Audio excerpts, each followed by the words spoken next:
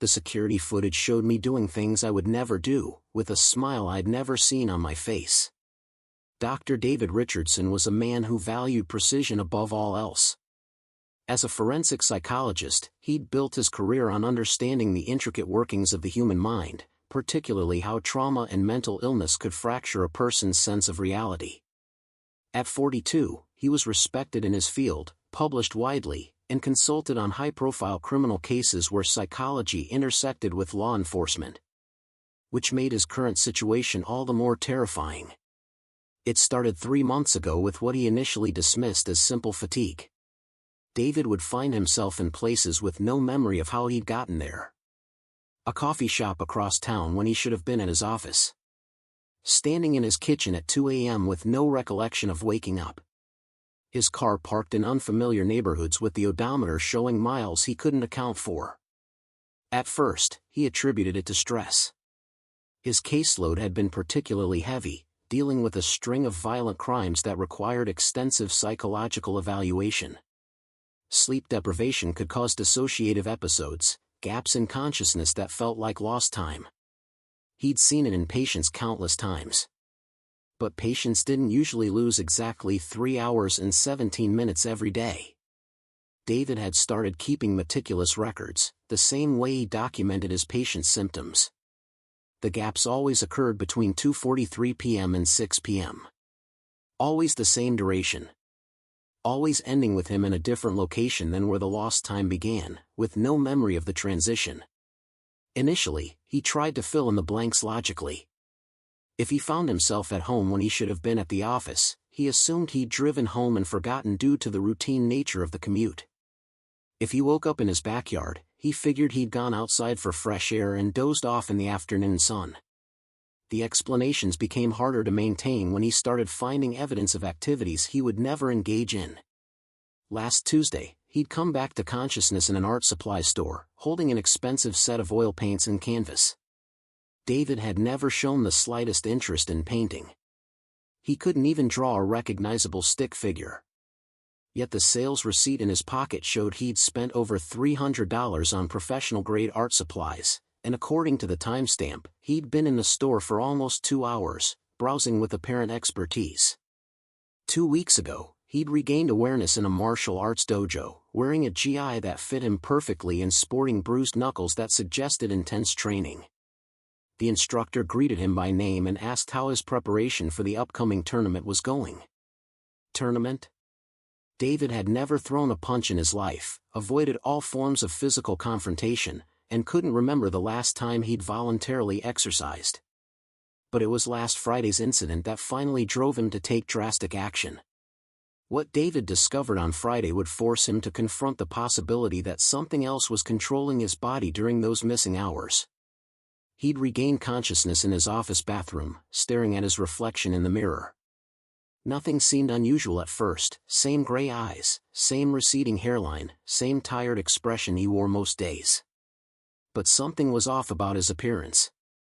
His hair was styled differently, slicked back in a way he'd never worn it. His clothes, while his own, were arranged more precisely than usual, shirt tucked in perfectly, collar straight, tie knotted with military precision. Most disturbing of all were his hands. His fingernails, usually bitten down to the quick from stress, were perfectly manicured. When had he gotten a manicure? Why would he get a manicure? That's when he noticed the security camera in the corner of his office. David's building had installed comprehensive surveillance systems 6 months earlier after a series of break-ins in the area. Every hallway, every office, every common area was monitored 24/7. If something was happening during his missing hours, there would be video evidence. He'd never thought to check before because he'd assumed the gaps were internal, psychological episodes that wouldn't show up on external monitoring. But if he was physically active during those hours, if he was going places and doing things he couldn't remember, the cameras would have captured everything. It took some persuasion and a consultation fee, but the building's security manager agreed to let David review the footage from the previous week. They sat in a cramped security office filled with monitors showing feeds from dozens of cameras throughout the building. "What specific times are you looking for, Doc?" the security manager, a gruff ex-cop named Pete, asked as he queued up the recordings. Friday afternoon. Let's start with 2:30 p.m. and run it through about 6:30. Pete pulled up the feed from the camera in David's office and fast-forwarded to the requested time. At 2:43 p.m., David could see himself sitting at his desk, reviewing case files. Normal, professional, exactly what he should have been doing. Then, at exactly 2:43 p.m., something changed. What the security footage revealed about David's behavior during the missing hours would challenge everything he thought he knew about his own identity. On screen, David watched himself stand up from his desk with a fluid, confident motion completely unlike his usual careful, deliberate movements. The David in the video walked differently, straighter posture, longer strides, head held high. He moved around the office with purpose, straightening files, adjusting the position of his diplomas on the wall, reorganizing his bookshelf with what appeared to be a specific system in mind. "Huh," Pete muttered. "Looks like you're doing some serious organizing." "Very methodical." But David was staring at something else entirely. The expression on his face in the video. It wasn't his expression. The David on screen was smiling, not broadly, but with a subtle, satisfied expression that suggested deep contentment. David Richardson never looked that content. He was a chronic worrier, someone who carried the weight of his patients' traumas and his own perfectionist tendencies. He hadn't smiled like that since. Well, he couldn't remember ever smiling like that. "Can you speed it up? I want to see what happens next." Pete fast-forwarded through the next hour. On screen, David methodically went through every file in his office, every book, every piece of paper. But he wasn't just organizing, he was reading everything with intense focus, occasionally making notes in handwriting that looked somehow different from his usual scrawl. At 4:15 p.m., the David in the video did something that made the real David's blood run cold. He picked up the phone and dialed a number from memory, a long number that required no looking up, no hesitation. David watched himself speak into the phone with animated enthusiasm, gesturing with his free hand in a way that suggested familiarity and comfort with whoever was on the other end of the line. "Can you enhance the audio?" David asked. Pete shook his head. "Sorry, document video only. Budget cuts, you know?" David watched himself talk on the phone for nearly 20 minutes, his expression growing more excited and animated with each passing moment. This wasn't the reserved, carefully controlled David Richardson that everyone knew. This was someone confident, outgoing, enthusiastic. This was someone else entirely. But what happened next in the footage would prove that David's other self had been living a completely separate life. At 4:45 p.m., the David in the video hung up the phone and immediately began packing a briefcase with specific files, not his usual patient files, but documents from a locked cabinet that real David barely remembered having. The other David knew exactly which key opened the cabinet and exactly which files he needed. He left the office at 5 p.m., walking with that same confident stride toward the elevator. Pete switched to the hallway camera and tracked his movement through the building. Instead of heading toward the parking garage where David's car was located, the other David walked to the building's main entrance and got into a car that was waiting for him. A car David had never seen before. A black sedan with tinted windows and no visible license plate. "That's weird," Pete said. "I don't remember seeing that car in our visitor logs. Can you track where it goes?" "Not with our cameras, but I can check the traffic cams on the street." Pete pulled up a different system and tracked the sedan's route through the city. It headed downtown, into the financial district, and disappeared into the parking garage of a building David recognized but had never entered, the headquarters of Meridian Corporation, one of the largest consulting firms in the city. "Why would you be going to Meridian?" Pete asked. David stared at the screen, his mind racing. He'd never had any professional connection to Meridian Corporation. He'd never consulted for them, never applied for a position with them, never even met anyone who worked there. Yet clearly, some version of him not only knew people there but was comfortable enough to be picked up by their car and driven to their headquarters. "Pete, I need to see more. Can you pull up footage from other days? Same time period?" For the next 2 hours, they reviewed security footage from the past month. The pattern was consistent and terrifying. Every weekday at exactly 2:43 p.m., David would undergo the same transformation: confident posture, satisfied expression, purposeful movements. He would organize his office, make phone calls, and at 5 p.m., leave in the same black sedan. But it was the footage from 3 weeks ago that truly shattered David's understanding of his situation. The most disturbing footage would reveal that David's other self had been preparing for something, and that preparation was almost complete. In the 3-week-old footage, David watched himself remove a hidden panel from behind his bookshelf, a panel the real David didn't even know existed. Inside was a small safe that opened to a combination the other David entered without hesitation. From the safe, he removed what appeared to be identification documents, cash, and a small electronic device that looked like nothing David had ever seen before.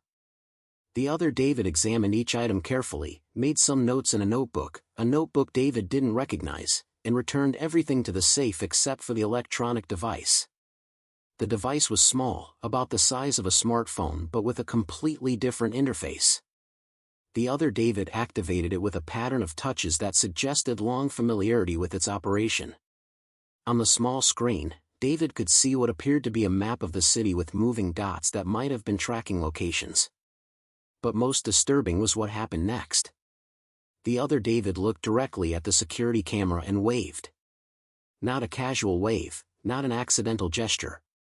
A deliberate, knowing wave directly at the lens, followed by that same satisfied smile. He knew about the cameras. He knew David would eventually check the footage.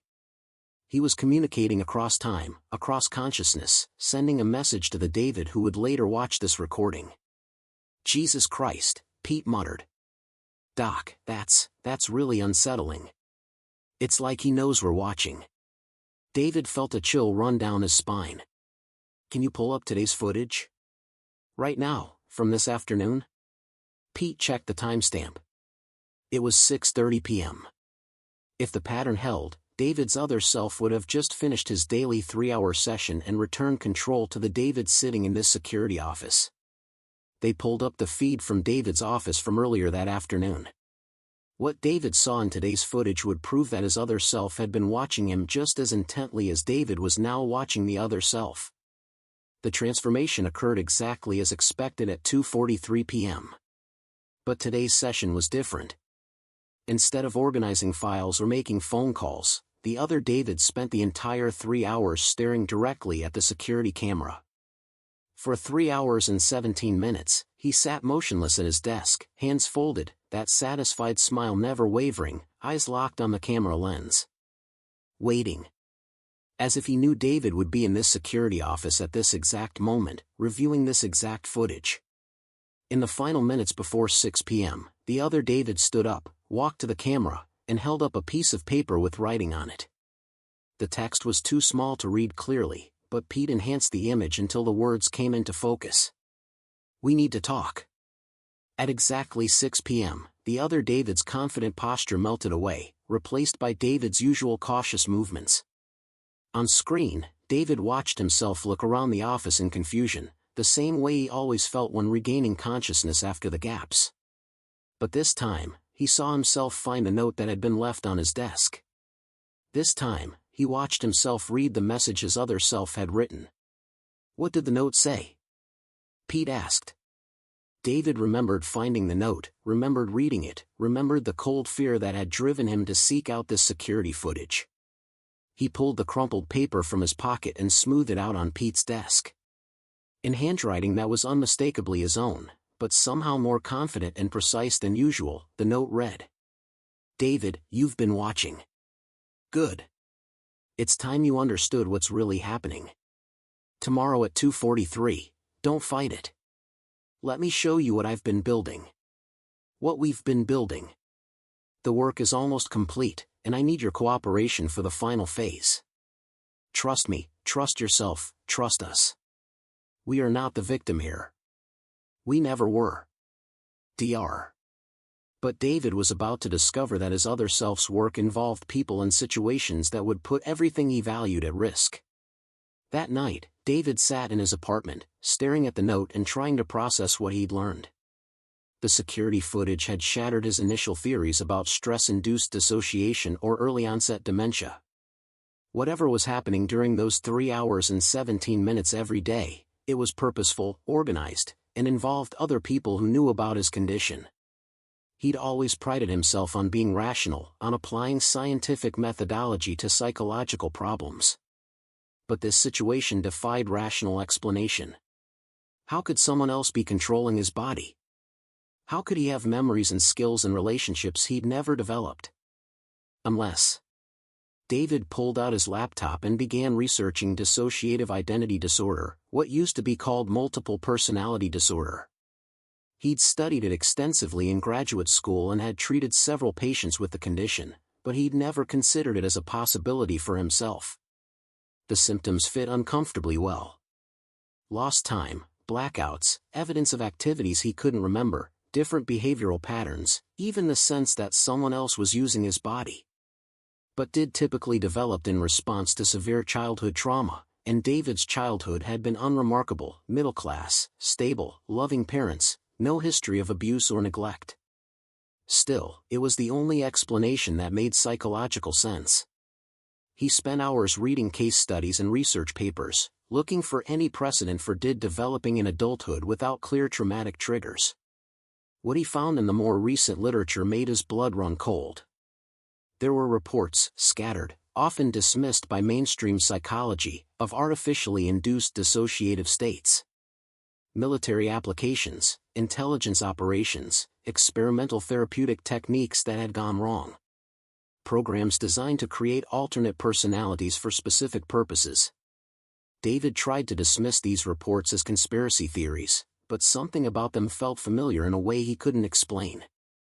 A phone call that night would confirm David's worst fears about the true nature of his condition. At 11:47 p.m., his phone rang. The caller ID showed his own office number. David hesitated before answering. His office building was locked and secured after hours. No one should have been able to access his office, let alone use his phone. "Hello? Hello, David." The voice was his own, but with a confidence and authority he'd never possessed. "I assume you've reviewed the security footage by now. Who is this?" "You know who this is. I'm you. The part of you that's been handling things while you've been, let's call it offline, for the past few months." David gripped the phone tighter. "This is impossible. I'm hallucinating. I'm having a psychotic break." "Are you? Think about it rationally, David. Use that analytical mind you're so proud of. The security footage shows physical activity during your blackouts. The evidence of skills and knowledge you don't remember acquiring. The perfectly timed nature of the gaps. This isn't random psychological deterioration, this is systematic, purposeful, organized. What do you want? I want you to stop fighting me. Stop trying to understand me as some kind of mental illness or personality disorder. I'm not a symptom, David. I'm an upgrade." What his other self revealed next would expose the terrifying truth about how David had been chosen for this upgrade. "An upgrade?" David laughed bitterly. "You're stealing 3 hours of my life every day. You're making me do things I would never do, go places I've never been, talk to people I don't know. How is that an upgrade? Because those 3 hours are accomplishing more than you've accomplished in your entire career. The people you don't know are people who matter, people with power, influence, resources. The places you've never been are where real decisions get made. The things you would never do are the things that need to be done." "What kind of things?" "Important things. Necessary things. We're part of something bigger now, David. A network of individuals who've been selected and enhanced to work on projects that ordinary people can't handle." David felt his rational mind struggling to process this information. Selected by who? By the people who recognize that humanity's biggest problems require solutions that go beyond conventional thinking. Climate change, global conflict, economic instability, social inequality, these problems can't be solved by committees and bureaucrats. They require individuals who can operate outside normal constraints. And you're one of these individuals? We are. You provided the expertise in human psychology, the understanding of motivation and behavior that we needed. I provide the confidence and decision-making capabilities that you lack. Together, we're far more effective than either could be alone. David realized he was pacing his apartment, his heart racing with adrenaline and terror. How is this possible? How can someone just create another personality? It's not creation, David. It's activation. I've always been part of you, the part that you suppressed because it didn't fit with your self-image as a careful, cautious academic. I'm the part of you that wanted to take risks, make bold decisions, engage with power instead of studying it from the sidelines. But what David learned next would reveal that his enhancement was just the beginning of something much larger and more dangerous. The work we've been doing, the other David continued, involves identifying other candidates like you. People with specific skills and psychological profiles who can be activated to serve the larger purpose. You're talking about brainwashing people. I'm talking about helping people become their best selves. Removing the psychological barriers that prevent them from achieving their full potential. Most people live their entire lives operating at maybe 20% of their capabilities because they're held back by fear, social conditioning, self-doubt. David stopped pacing. The files you've been taking from my office. My patient files. Yes. Your patients are excellent candidates. They've already experienced psychological trauma, which makes them more susceptible to personality activation. And you've documented their specific vulnerabilities and strengths in remarkable detail. The implications hit David like a physical blow. You're using my patients as test subjects. We're offering them opportunities they would never have otherwise. The veteran with PTSD who can't hold a job, we activate his tactical and leadership capabilities.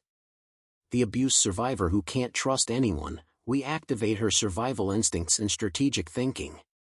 The depressed executive who's lost all motivation, we activate his ambition and decision-making powers. Without their consent. Without their knowledge. With their improvement. With their enhancement. With their transformation into people capable of contributing to something greater than their individual problems. David felt sick. How many people are you talking about? In our current test group? 17. But the program is expanding rapidly. By next year, we expect to have several hundred activated individuals working on various projects. Within 5 years, possibly thousands. The choice David made next would determine not only his own fate, but the fate of every person his other self planned to enhance. David looked at his reflection in the apartment window, seeing his own face but now unable to trust that the person looking back was really him. What happens if I refuse to cooperate? You can't refuse, David. We're the same person. What I want, you want on some level, even if you won't admit it. The confidence, the sense of purpose, the ability to make a real difference in the world, those aren't foreign concepts to you. They're suppressed desires. And if I try to stop you? If I try to expose this program? Then you'll discover that we've been very thorough in our preparations. Your reputation, your career, your freedom, all of it depends on your cooperation. The evidence shows that you've been a willing participant in everything we've done. Every meeting, every decision, every document, it's all in your handwriting, on your office cameras, with your full apparent consent. David realized the trap he was in. His other self had been building an elaborate framework that made him appear complicit in whatever was happening to his patients. Even if he tried to claim dissociative identity disorder or some form of mind control, who would believe him? The evidence would show a respected psychologist systematically using his position to exploit vulnerable patients. There's another option, the other David said, his voice taking on a gentler tone. Stop fighting me. Accept the enhancement. Work with me instead of against me. You'll retain all your memories, all your personality traits, you'll just gain access to capabilities you never knew you had. And my patients will receive help beyond anything conventional therapy could offer them. they'll be transformed into the people they always had the potential to become. David closed his eyes, feeling the weight of an impossible decision. Everything his rational mind told him suggested that his other self was delusional, dangerous, possibly the product of some form of psychological manipulation or mind control. But the evidence was undeniable. During those missing 3 hours every day, someone with his face and his voice was accomplishing things he could never accomplish, making connections he could never make, operating with a confidence and capability he'd never possessed. What if his other self was right? What if this was an upgrade rather than a disorder? "I need time to think," David said. "You have until tomorrow at 2:43 p.m. That's when the next phase begins, with or without your cooperation." "But David, it will be much easier for both of us if you stop fighting." The line went dead, leaving David alone with his reflection and the most terrifying question he'd ever faced as a psychologist. If you could become a better version of yourself, more confident, more capable, more effective, but only by surrendering control to someone else wearing your face, would you do it? And if the person offering that choice was already living inside your head, did you really have a choice at all? David looked at the clock. It was 12:15 a.m. In 14 hours and 28 minutes, he would find out whether he was strong enough to resist his own enhanced reflection. Or whether he would finally meet the person he'd always been afraid to become. The phone rang again. This time, the caller ID showed a number he didn't recognize. David answered, knowing somehow that this call would change everything. "Dr. Richardson?" The voice was female, terrified, and familiar. "This is Sarah Martinez. I was your patient 2 years ago. Something's happening to me, and I think it's connected to our sessions. I've been losing time, and when I come back, I'm different. Stronger. But also not me anymore." David gripped the phone, realizing that his other self's work was already well underway. And that tomorrow at 2:43 p.m., he would either become part of the solution, or the final victim of his own enhanced reflection. But in a world where identity can be rewritten and personality can be enhanced, there may be no such thing as a final victim, only willing participants who haven't realized they've already chosen.